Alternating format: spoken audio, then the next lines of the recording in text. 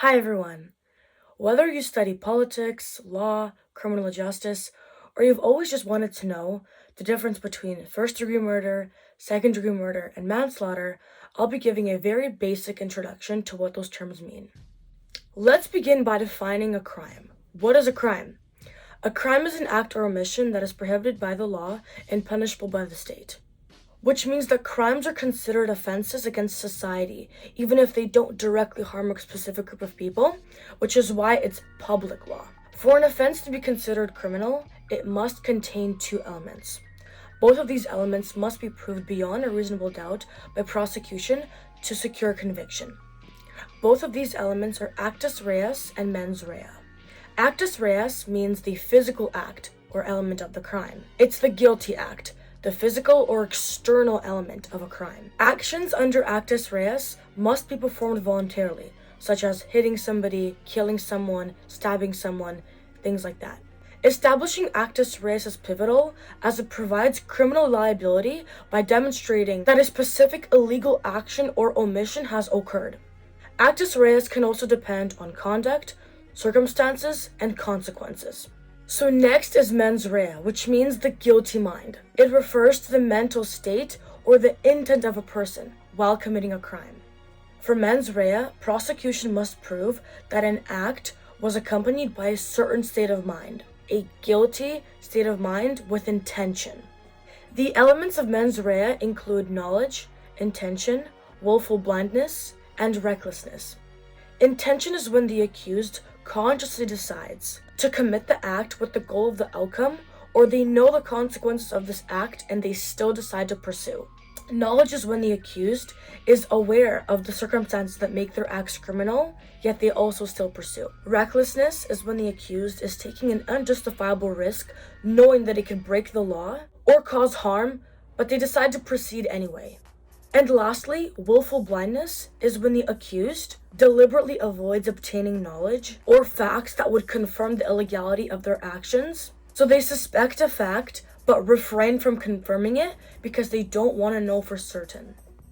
Now that we've covered the two key elements for proving murder, we can move on to the different types of murder. First-degree murder is classified as the most serious type of homicide. It has the highest amount of mens rea. The most important part about first-degree murder that distinguishes it from the rest is that it requires intention and knowledge. So that means that there was time to reflect before the killing, and the killing itself was thought out and planned out in advance. For first-degree murder, the sentencing is mandatory life imprisonment with no eligibility of parole up to 25 years of being incarcerated. For example, Simon is very jealous that Peter makes more money at work. Simon decides to kill Peter and obtain all the money. So Simon plans out a situation where he would be able to kill Peter. Over lunch, Simon finds out where Peter lives, and that same night, Simon breaks in, ends up stabbing Peter and taking all the money. So here, Simon had an intention. At lunch, Simon was asking certain questions to understand where Peter lives, where he would then come home, plan out how to get to his house, what weapon he would use to kill Peter, and plan out how he would then take all the money after Peter is dead. Next is second-degree murder. Second-degree murder slightly differs, as it is classified as still having intention, but it being unplanned. For the mens rea aspect, in second-degree murder, the intention to kill or cause bodily harm was present. However, there was no premeditated actions or plan. For example, there's a party and an argument starts to get personal. Individual A insults individual B, and individual B responds by taking a large object and striking it at individual A. However, individual B didn't think that this object would kill them. They had the intention of hurting individual A, but they didn't mean to kill them.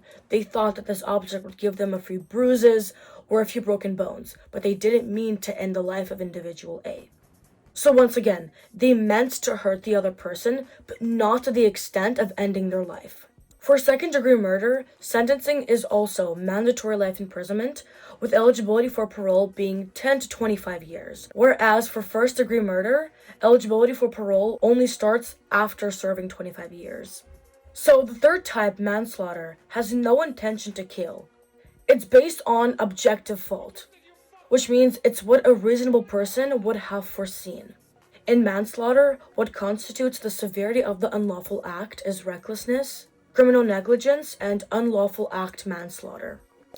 Recklessness is when the accused actually saw the risk and decided to proceed anyway. Criminal negligence is a marked and substantial departure from the standard of care expected of a reasonable person acting prudently in the same circumstances and the same knowledge as the accused. What that means is showing serious disregard for other people's safety. This could mean not helping a person in need of serious help, or this could also be something like leaving your children in a hot car with closed windows and closed doors. And the last part is unlawful act manslaughter, which is a person commits a dangerous illegal act, and a reasonable person would foresee the risk of bodily harm caused by that act. For manslaughter, sentencing is situational, but generally it's pretty flexible. It can range from probation to serving 4 to 15 years in prison, as it depends on the circumstance. An example of manslaughter is someone attending a party, getting intoxicated, and then deciding to drive home, thinking they're fine, but they end up drifting into a lane and causing a fatal crash, resulting in innocent people dying. There's no intention of killing or causing bodily harm. However, what is missing is a serious regard of safety for other people. To conclude the 3 types of murder, for first-degree murder, it was deliberately planned and organized.